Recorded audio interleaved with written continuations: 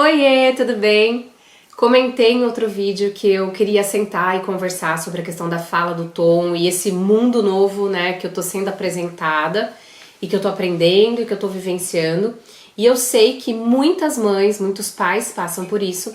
Então a minha ideia hoje é, mais do que contar da gente, é dizer o que eu aprendi, o que a gente tá fazendo, ajudar você que tá também, né, querendo estimular, que tá querendo aprender um pouco mais sobre esse universo, para que seu filho tenha um bom desenvolvimento. Antes de começar o vídeo, eu já queria te pedir para curtir aqui, para se inscrever no canal. Isso é muito importante para mim e para você que vai fazer parte da comunidade, vai receber, né, os conteúdos, você vai mostrar o que você gosta, e para mim, porque esse é meu trabalho, e quanto mais pessoas curtirem e comentarem, mais o YouTube entende que esse é um conteúdo relevante e ele sugere para outras pessoas. Bom, hoje eu fiz uma colinha aqui, porque eu passei dias e dias pensando e absorvendo tudo o que eu queria falar, né? É um vídeo que tem muita informação, tem muita coisa para passar. Como eu falei, fui apresentada para isso agora, mas de repente a gente mergulha, né? E aí várias coisas estão passando pela minha cabeça, eu tô atenta a várias coisas que eu quero comentar sobre isso aqui. Queria começar esse vídeo falando assim, que cada criança tem seu tempo, a gente ouve muito isso, mas até certo ponto, né? Eu acho que a gente tem que ter muita atenção e a gente tem que ter conhecimento sobre os marcos de desenvolvimento, o que é esperado, né? No primeiro filho, isso é um pouco mais difícil, porque você tá vivendo pela primeira vez, você não sabe e a sua vida te parece normal, né? Aquilo que tá acontecendo na sua casa fica como uma régua do normal, e nem sempre é. Depois que a gente tem outros filhos, que nem no meu caso, né? Como o Tom é o terceiro, é mais fácil eu ter um parâmetro de comparação, ver como era com as meninas. Às vezes eu entro no meu Google Fotos, acesso uns vídeos das meninas e vejo a diferença. Então, óbvio, não é pra comparar de que o meu filho tem que fazer igual da vizinha, ele tem que ser exatamente igual ao que as irmãs foram. Mas são parâmetros que é muito importante a gente ter para acender alerta, para poder ajudar a criança da melhor forma, né? Para que ela se desenvolva da melhor forma. Então, até certo ponto, a gente precisa ter essa atenção e saber o que é esperado, qual é o máximo que a criança precisa, né? Assim, por exemplo, até que idade máxima ela precisa atingir determinado marco. Seja ele motor, seja ele de linguagem, tudo isso. Então eu acho que a gente precisa gastar um tempinho, tanto de observação com os nossos filhos, quanto de leitura, de saber a hora de buscar um profissional. Vou falar um pouquinho quais foram os nossos pontos de atenção aqui em casa. O Kiki, né, chamou a nossa atenção para olhar mais de perto a comunicação do Tom. A primeira foi que ele não fala mamãe e papai funcionalmente, ele não nos chama, né? Ele consegue fazer o som, ele já falou várias vezes, mas não é algo natural e não ficou no rol ali do começo da comunicação dele, sabe? Até, inclusive, como curiosidade, mamãe e papai costuma ser, em todas as línguas, no mundo inteiro, as primeiras palavras faladas pro bebê. E isso tem razão, porque são os fonemas que o bebê pega mais fácil e tudo mais, então tem toda uma explicação por trás. Isso não aconteceu aqui em casa. Ainda estamos em treinamento com isso, tá? Então, ele tem noção do som, ele sabe fazer, mas ele não usa desse recurso. Fala, mamãe. Muito bem. Mamãe. É mamãe. Fala, mamãe. Tchau. Mamãe. Chama a mamãe? Quem sou eu? A mamãe.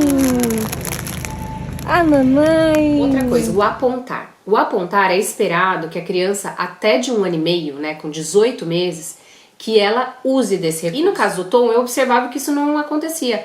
E aí, assim, eu já tava super preocupada com 1 ano e 6 meses, foi literalmente, né, assim, no limite ali, ele começou a usar. O apontar a gente não dá muita atenção quando a gente não tem conhecimento, mas ele é muito rico, porque é uma coisa meio imaginária, né, você aponta e você traça uma linha, e essa linha você faz a comunicação, você mostra, né, qual é a sua intenção, o que você tá querendo, o que você tá mostrando. Então é uma coisa meio simbólica, que não é de fácil compreensão, mas é um recurso muito rico. E é muito legal a criança apontar. Assim, abre-se um mundo quando a criança começa a apontar, mesmo que ela ainda não fale. Então o Tom também demorou bastante, graças a Deus. Hoje esse recurso ele usa bastante, já tá bem natural pra ele. Não, giz não. Agora não, tá bom? Mas tô achando lindo o que você tá apontando. Muito bem. Muito bem. Eu entendi que você quer o giz. A gente brinca mais tarde, tá bom? O Tom agora vai, ó. Vamos naná? Yeah. Outra coisa, a gente começou a perceber irritação nele. Então, ele queria falar, ele queria pedir coisa, ele queria demonstrar coisas, descontentamentos, e ele não tá conseguindo. Isso tá deixando ele bastante irritado. Então também foi um alerta assim de, poxa, ele tá pedindo ajuda, sabe? Ele tá precisando da nossa ajuda. O que a gente pode fazer pra facilitar? Eu não tinha um grande conhecimento. Das meninas caminhou de forma muito natural, assim. Então, a gente não tinha ainda entrado nesses detalhes aqui em casa. Outra coisa, a quantidade de palavras esperadas. Por exemplo, com 1 ano e 6 meses, eu não quero colocar tabela aqui, inclusive as tabelas divergem demais, mas com 1 ano e 6 meses, por exemplo, já é esperado que o bebê, né, a criança, ela faça sons de animais, e isso é considerado palavra, tá? Também é importante aqui a gente falar que você não espera que a criança fale mamãe, papai, né, tudo isso. Até os 2 anos de idade, é quase que certo que as pessoas do convívio da criança têm um grande entendimento dela, enquanto as pessoas de fora não entendem o que a criança tá falando, ela fala enrolado, né? Mas a gente que convive sabe e vai fazendo as associações junto com a criança.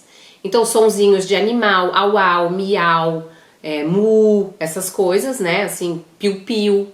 Isso é muito natural também das crianças já fazerem nessa idade. Outra coisa, partes do corpo, né? Então a criança saber, nomear, reconhecer, também é algo que acontece aí no começo, né, do desenvolvimento da linguagem. E a gente percebeu que aqui não estava caminhando como esperado, ele não estava evoluindo, sabe? Então foram esses alertas. E também, né, não posso esquecer de dizer aqui, a comparação com outros bebês. Eu falei que eu fiz a comparação com as meninas, mas eu também, você tem aqueles bebês que seja até na internet, que você acompanha, que nasceram junto com o seu filho. E aí muito se ouve, né, menino fala mais tarde, tá, mas eu olhei os meninos, né? Ou, mas tem a questão do bilinguismo. Até pode ser que o menino demore mais, mas eu acho que, de novo, a gente não pode usar dessas generalizações como muleta, como ficar esperando que vai cair do céu. Se acendeu o alerta, se você tá com... Mãe sabe, essa é a verdade, no fundo a gente sente algumas coisas, sabe? Então se de alguma forma aquilo te chamou a atenção, tá te preocupando, eu acho que é a hora sim de olhar, porque ajuda demais nunca vai ser exagerada. Ajuda de menos, de repente, né, pode ficar mais difícil de correr atrás lá na frente. Até porque, quanto antes a criança que precisar de ajuda receber ajuda, mais maravilhoso vai ser para ela. A criança, ela tem uma neuroplasticidade, né, os neurônios dos bebês, por isso que não à toa a gente fala que eles são esponjas e que eles aprendem muito e tudo mais, é uma fase muito grande de ampliação.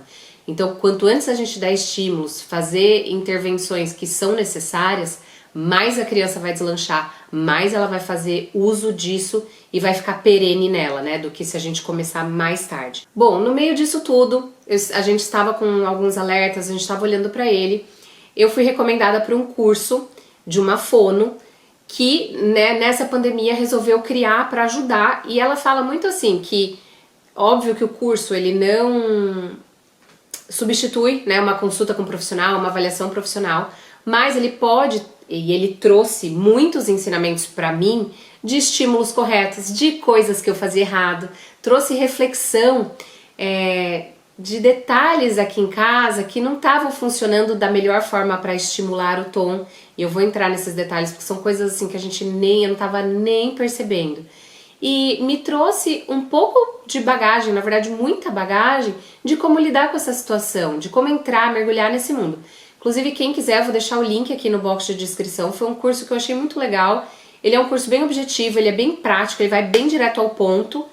Não substitui um profissional, como eu tô falando, mas eu acho que nós, como pais, né, estando em casa, precisamos de um suporte e de uma informação boa para poder ajudar as crianças nessa hora que tá sentindo uma certa dificuldade. Então eu vou deixar aqui para vocês. O curso foi bem legal, me ajudou bastante. E aí, a partir do curso, por que eu tô falando dele? Porque a partir do curso eu vi algumas coisas que eu precisava tirar. Eu notei 3 entraves, né, aqui em casa. Mamadeira, chupeta e desenho. A tela, a gente até tem bastante conhecimento, né, que a criança de menos de 2 anos de idade não deve ter acesso à tela, embora não seja a realidade da maioria das famílias. Eu acho que, sei lá, não tem uma porcentagem, mas muitas famílias, a maioria, certamente a criança é exposta à tela. Seja porque o irmão mais velho usa, seja porque o pai e a mãe precisam às vezes trabalhar, principalmente nesse momento que a gente tá de pandemia e tudo mais, né, quem às vezes não precisa de um reforço ali com a criança. Então eu não julgo, eu uso, nunca escondi isso aqui. O Tom não é uma criança e as meninas também não foram crianças que passam o dia na TV, eu controlo, mas ainda assim ele tem acesso a assistir desenho e tudo mais. Aí a questão da mamadeira e da chupeta me pegou de surpresa, porque se me perguntassem antes, eu ia falar assim, elas atrapalham se a criança for aquela criança que fica o dia inteiro de chupeta na boca, né? Se ela tiver o dia inteiro com aquela coisa ali que tá realmente impedindo, deixa a fala muito mais enrolada, a gente muitas vezes não compreende. Eu tinha essa visão, como mãe, como leiga e tudo mais. E aí eu aprendi que não. E eu quero contar isso aqui. O que acontece? A chupeta e a mamadeira, elas usam, né, fazem a criança fazer pensando aqui no desenvolvimento orofacial, tá? Em músculo e tudo mais. A criança precisa de pouco esforço, né, na mamadeira, por exemplo, vamos comparar a mamadeira com o peito, né, com a amamentação. Na amamentação, a criança faz um super esforço. Ela tem que pegar no peito, fazer a pega correta e pressionar, porque senão ela perde. Então, ali ela já tá fazendo uma força. Para ela ordenhar o leite, né, pro leite vir na boca dela, também é um esforço tremendo, muito maior do que uma mamadeira. A mamadeira, não importa muito a força que a criança coloque, ela vai receber o líquido. Um pouco mais rápido, um pouco mais devagar, dependendo do bico, mas ela vai receber. A mamadeira não vai ficar saindo da boca dela se ela não fizer uma pega correta, vamos dizer assim. Então, a amamentação tem uma função muito importante também na fala, também, né, nessa questão da linguagem. Ela desenvolve um músculo que chama aqui, né, que eu não conhecia, pra mim tudo isso é novidade, é o músculo trigêmeo. Enquanto a mamadeira e a chupeta, elas ficam muito mais aqui na superficial. E aí, por uma falta de musculatura, por uma falta de força, isso também pode atrapalhar muito a criança de falar. É como se o cérebro, né, as sinapses que a criança faz, ela deixasse um ou outro como uso predominante. Então, pelo fato da criança usar a chupeta, que seja uma vez no dia, 2 vezes no dia, só para dormir, como é o caso do Tom, já faz com que a informação do cérebro dele fique mais com essa parte e não com o músculo aqui trigêmeo. Então, o que a gente fez de mudança, que eu já vou até entrar um pouquinho aqui. Eu tô tirando a chupeta gradual, ainda não tirei. Eu tô cortando a chupeta dele de pouquinho em pouquinho, assim como eu fiz com a da Serena. A da Serena eu fiz num ritmo mais acelerado, porque pra mim ela já tava pronta. Com o Tom, eu tô indo bem devagar, porque eu tô com receio de bagunçar o sono dele. Ele ainda tem o cochilo, ele ainda cochila de chupeta, tudo mais. Então, eu tô indo bem devagarzinho. Minha ideia é tirar mais ou menos no prazo de 1 mês e meio, tá? E a mamadeira eu simplesmente tirei. Eu tirei o bico da mamadeira e coloquei canudo assim. Daí ele meio que desinteressou. Ele começou a só beliscar, nem mamava direito. Daí com poucos dias eu acabei tirando a mamadeira. Então ele não está mais mamando. De novo, isso pra mim foi uma surpresa. Eu não sabia dessa informação. E aí, esse tipo de canudo que eu tô mostrando aqui, também eu aprendi que é muito legal da criança usar. Eu não tinha aqui em casa, né? Até porque a polêmica dos canudos, todo mundo extinguiu o uso dos canudos de plástico. Tá dando pra ver o canudo bem? Aquele canudo assim, tradicional, né? Baratinho, aquele que polui o mundo. Enfim, o que acontece? Eu tinha aqui em casa de silicone, outros tipos de canudo. E o legal dele é porque a criança vai ter que cuidar da força que ela usa. Se ela usa uma força muito forte, né? Ela morde aqui e o líquido não vem. Se ela usa muito fraco, se ela fica com a boca muito mole, ela perde líquido pelas laterais. Então é uma força precisa que a criança precisa colocar e treinar para que o líquido venha bem, diferente dos outros tipos de canudo. Então agora o Tom basicamente só tá usando esse tipo de canudo. Eu coloco em qualquer copo, coloco ali e aí ele tá treinando. Muitas vezes fica extremamente amassado, outras vezes não, mas é um jeito da criança ir treinando essa musculatura. Outra coisa que a gente também tá fazendo com ele, eu peguei uma escova de dente sem uso e tô passando na bochecha dele, como se a gente estivesse fazendo uma dessensibilização, acordando esse músculo trigêmeo que eu falei antes. Então, chupeta e mamadeira saíram, desenho tá muito mais pontual, a gente tá cuidando muito mais. Como eu falei, ele acaba sendo exposto até pelas meninas, mas tá, assim, a gente tirou bastante, reduziu muito. Porque a gente pode até ter a ideia de que a criança aprende com a TV e tudo mais, mas ela tá ali passiva. A criança precisa, a comunicação, né, a linguagem, ela é troca, ela é interação. Então é muito importante que a gente tenha essa ideia e engaje com a criança, né, e use disso para transmitir afeto, para mostrar para a criança que linguagem é poder. A gente precisa desenvolver, né, o interesse da criança. Ela precisa ver o quanto ela vai ficar poderosa quando ela aprender a se comunicar, quando ela aprender a dizer o que ela quer. Então é muito importante essa questão da troca, do vínculo. Somos seres de troca, né? A linguagem, ela veio para isso, ela veio para a comunicação, para a gente trocar com o outro. Senão, não faria nem sentido dela existir. Então acho que é muito legal a gente passar isso para a criança e a gente ter isso também, assim. Uma outra coisa que nesse meio do caminho eu comecei a prestar muita atenção é nos tipos de brincadeira, sabe? Muitas vezes a brincadeira com tom, ela era mais quieta, ela era mais de ação, mais corporal e menos falada, menos livros. E isso é uma coisa muito legal também da gente observar, porque com as meninas, de certa forma, eu acho que a gente estimulava mais nesse sentido, sabe?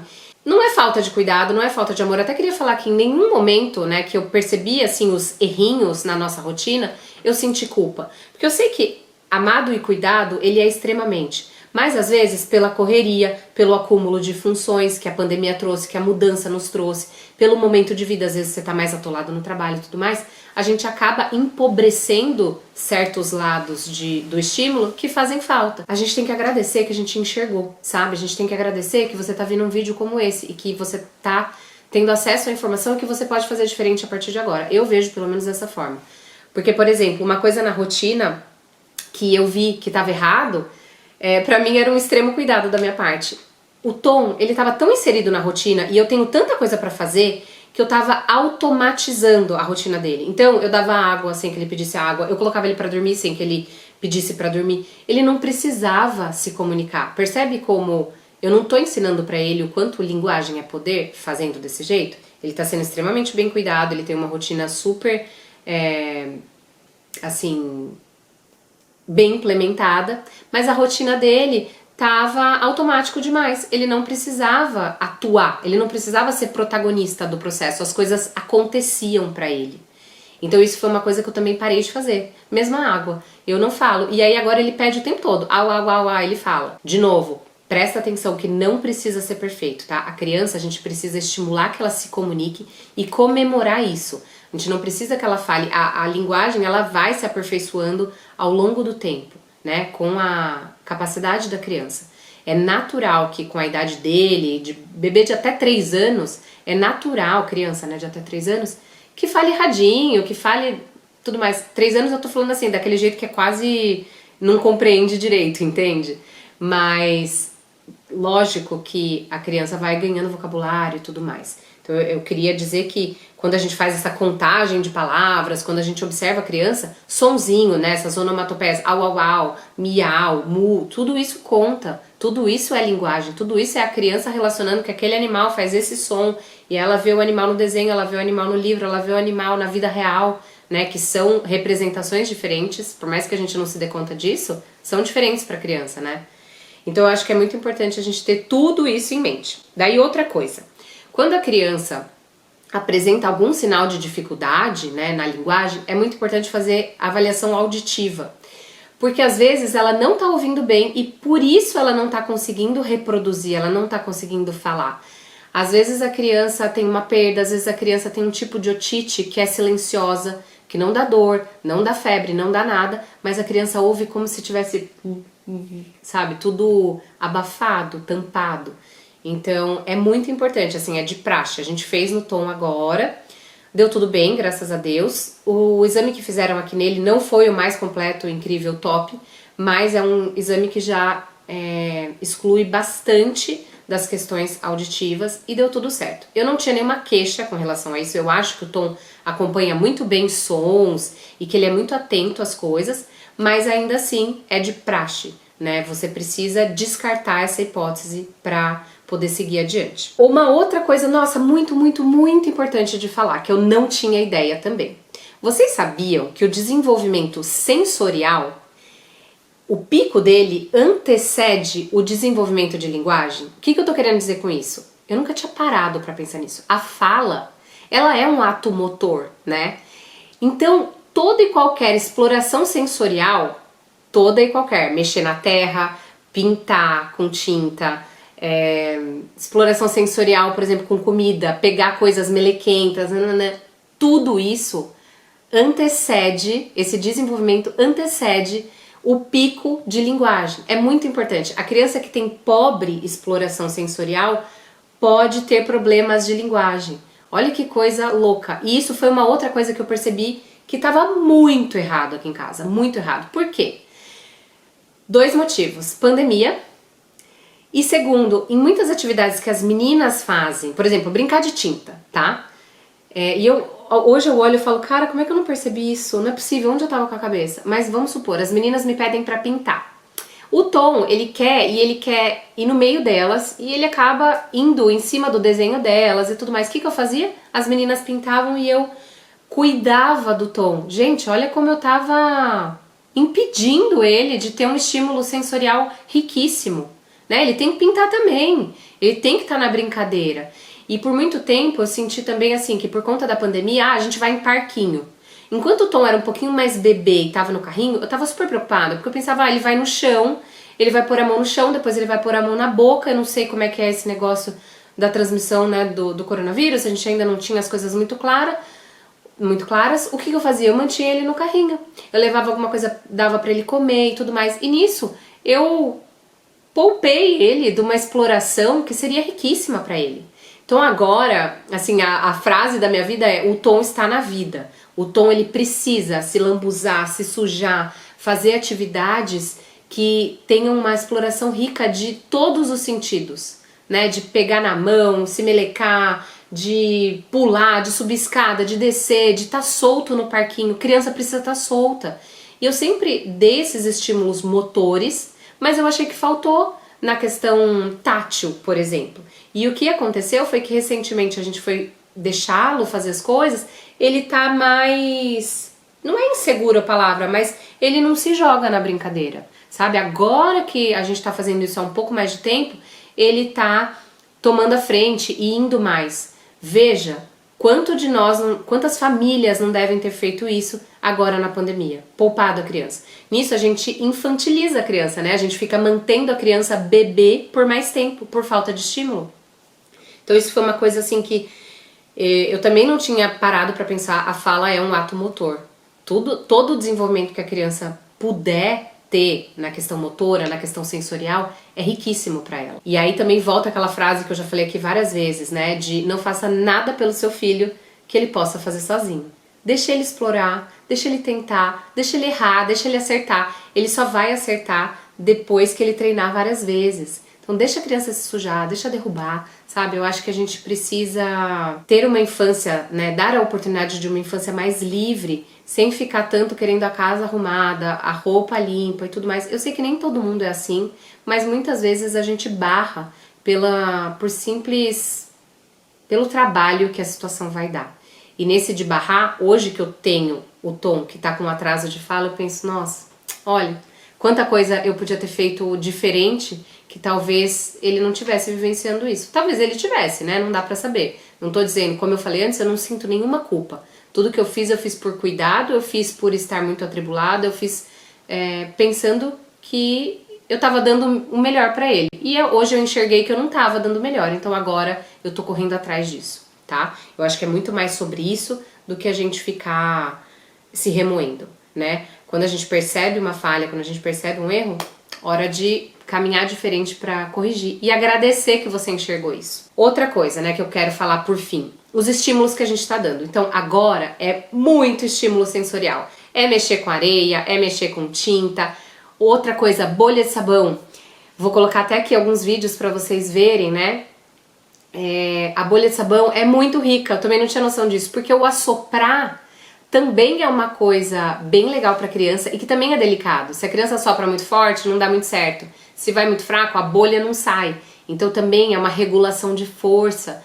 E o assoprar é rico pra fala, para a criança aprender o desenvolvimento, né? Começar a treinar várias coisas do desenvolvimento orofacial dela. A gente tá fazendo várias brincadeiras com ele. Uma muito legal que eu aprendi também é o esconde-chama. A criança fica com um dos pais, né? O outro se esconde e daí, por exemplo, eu me escondi, o Diogo tá com o Tom. Daí ele vai modelando pro Tom. Tom, a mamãe se escondeu. Vamos chamar a mamãe? Mamãe, mamãe, chama a mamãe. Chama a mamãe. Aí, qualquer som que o Tom fizer, eu já respondo. Tô aqui, filho. Qualquer coisa tipo, sabe? Comemora. Por quê? A criança, ela precisa entender o valor da comunicação e ela precisa se sentir estimulada a se comunicar, a trocar. Ele precisa se sentir entendido, né? Então, se ele falar mamãe e eu falar, ai, não é mamãe, ele vai pensar, poxa, eu não consigo, vou parar de falar, entendeu? Então, a gente vai comemorando e modelando ele e aí o jogo continua. Chama a mamãe, mamãe, chama a mamãe, Tom. Então, a gente vai ficar fazendo assim. A gente já fez várias vezes essa brincadeira, não parece que ele tem um grande entendimento, mas tem vezes que ele grita alguma coisa, tem vezes que ele fica mudo. A gente tá tentando vários dias, entendeu? A gente tá brincando vários dias para que ele entenda, para que ele ouça bastante mamãe, papai e tudo mais. Eu já comentei, ele tá chamando de tanto que ele ouve. Então, ele tá precisando mais o mamãe e o papai. Então, essa é uma brincadeira que a gente tem feito sempre para estimulá-lo. Vou começar pra mostrar pra vocês. Vamos contar até 10? 1, 2, 3, 4, 5, 6, 7, 8, 9, 10. Fala, lá vamos nós. Chama o papai, fala, papai. Chama o papai, Tom. Chama o papai, fala, papai. Chama o papai. Fala, papai. Papai, chama o papai, Tom. Chama o papai? Cadê o Di? Chama o papai? Eita, tá aqui. Cadê o papai? Chama o papai. Vamos achar ele? Chama o papai. Ah! A gente vai virar, já te achou. Papai! Muito bem! Muito bem! Viva! Uma última coisa que eu lembrei de falar, super rica, é o seguinte: tudo que a gente puder facilitar para a criança, bora facilitar, né? A gente, na verdade, a gente tá aqui, né? No nível de linguagem, a criança tá aqui. A criança não vai subir sozinha. A gente desce no nível da criança e vai subindo com ela, tá? Então, por exemplo, ao invés de falar gato, fala miau. Ao invés de falar cachorro, cachorro. Olha que palavra difícil. Au, au. Né? Então, esses sonzinhos, isso vai dando para a criança um poder muito grande. E uma segunda coisa, tudo que a gente puder usar várias questões, assim, o que eu quero dizer? Usar de emoção, usar de gesto, usar da fala, usar do toque. Tudo que a gente fizer, isso chama engajamento. Tudo que engajar mais, a criança vai aprender mais rápido e vai aprender mais duradouro. Então, por exemplo, eu vou falar pato, eu falo quá, quá, eu faço com a mão. Bzz.